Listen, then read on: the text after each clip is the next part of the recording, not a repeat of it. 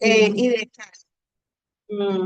pero estábamos hablando de la filosofía islámica, que se conoce como el mutsalismo, que decíamos que había sido una práctica instaurada, orquestada por los califas abásides.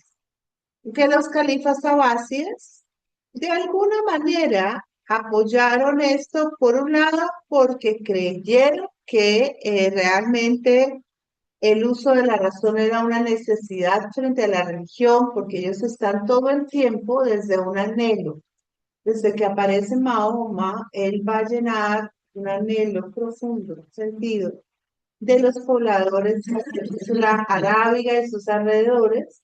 Es un anhelo que consta esencialmente en sentir que ellos pueden estar a nivel con los grandes imperios, es decir, que ellos no son inferiores en lo cultural.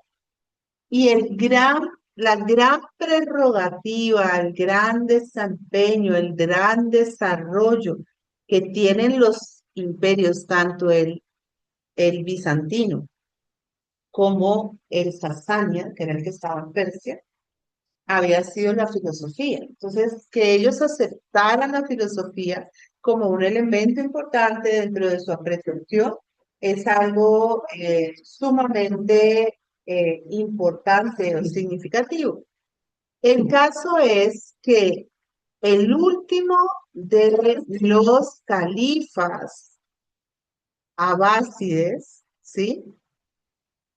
Que va a ser el califa al-Mutawakkil, decidió cambiar de bando y empezó a perseguir el mutsalismo y transformó el horizonte de creencias de una visión mutsalista a una visión sunita tradicional.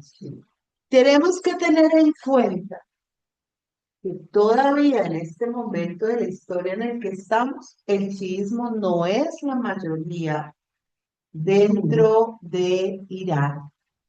No, tampoco dentro de Irán. En este momento no.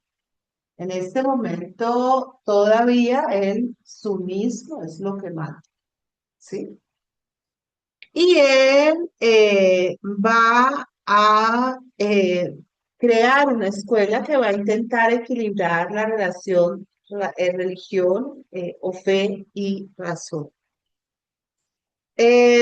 Vamos a encontrar que, aunque el nupcialismo salió de escena, se mantuvo vigente en ciertos lugares donde estaba presente el chiismo, ¿sí?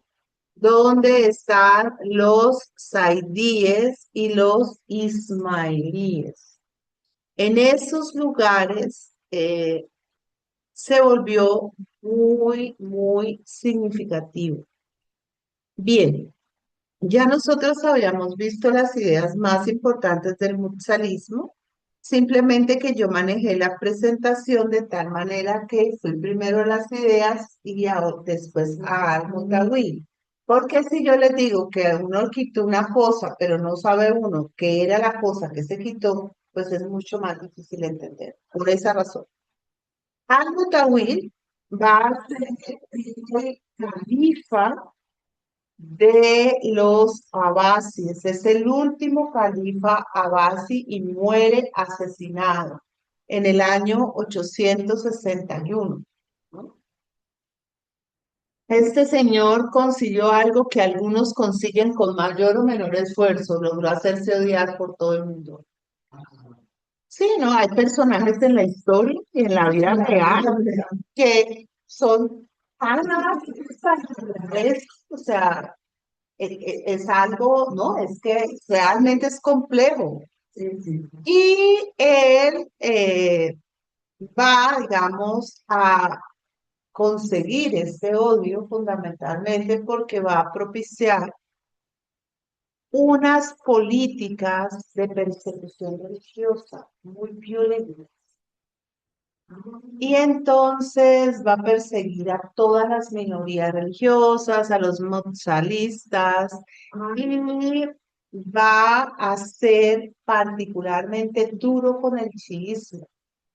Él va a, digamos, ordenar que se destruya el santuario de Hussein, que es el santuario máximo del chiismo en Irán, y va a prohibir todas las migraciones, o sea, las peregrinaciones a ese lugar para rendir reverencia.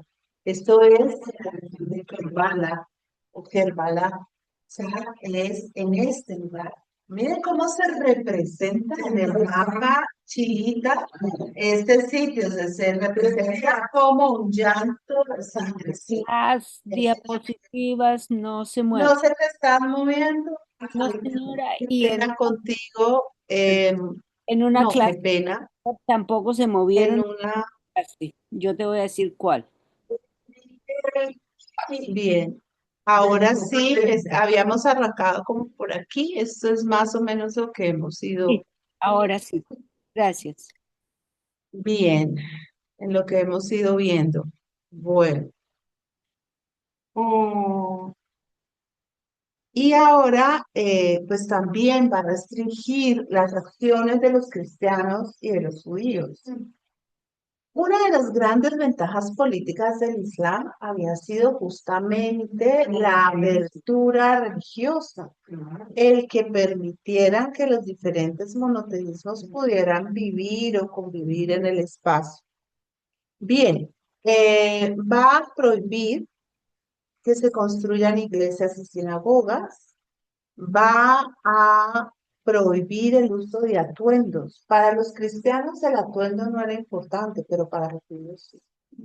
El judaísmo ortodoxo depende de unas formas muy propias de vestimenta y también les impidió poder ocupar cargos públicos significativos. Por su parte, por el contrario, lo que hizo fue traer la nueva construcción de grandes edificaciones de carácter sunita, o sea, va a construir la gran mezquita de Samarra y va, digámoslo así, a encargarse de la construcción de varias madrazas que van a estar apoyando el Islam sunita. La gran mezquita de Samarra, ya se la voy a mostrar, está hecha en ladrillos y es esta. Lo que nosotros hemos visto ahorita no es nada más y nada menos que el Al-Miraj. O sea, no es el Almirante, me equivoqué. Es la torre, sí es el Almirante, el minarete, que es la torre desde la cual se llama a la oración. Y la parte de adentro, fortificada, es el patio de la mezquita, pues ya se han caído muchos elementos que la constituyeron. Fue asesinado, como les decía, en el 861 por miembros de su propia guardia personal. Los apoyó su hijo, Al-Muntasir. Esta era una de las grandes penurias que se tenían al interior de este sistema poligámico de estos sultanes y califas. Tenían una gran cantidad de hijos, algunos de esos hijos los tenían siendo ellos gente de muy temprana edad. Esos hijos llegaban a la edad adulta muy rápido y si el padre era una persona muy poco querida o muy falta de aprobación, era muy fácil que los hijos lideraran acciones contrarias a los padres. Por eso hay tanto la historia fratricida, o sea, por eso hay tanto la historia de los parricidios o de los filicidios. Es cuando el padre manda a matar al hijo. Ajá. O sea, es algo femicidio. O sea, se vuelven ambas prácticas, se vuelven muy frecuentes. y hermanos, ¿no? Fratricidios, padricidios, filicidios, todos están al orden del día. Bien, la sucesión después, sí. Ah, muy buena la pregunta, ya te la voy a responder. Esa es una pregunta que generalmente tiende a aparecer. Mm, yo ahora que ya esté como más con el Espíritu Santo, entonces voy a hacerles, no, necesito el Espíritu Santo, entonces no, para ponerme a hacer juiciosamente todo. Entonces, a ver, califa es un título honorífico que se otorga a quien sucede a Mahoma en el plano de tener autoridad moral sobre la comunidad suficiente como para aconsejar acciones de gobierno, de administración, de regimiento de la religión, incluso para llamar a la yihad o a la guerra o proponer un plan de conquista.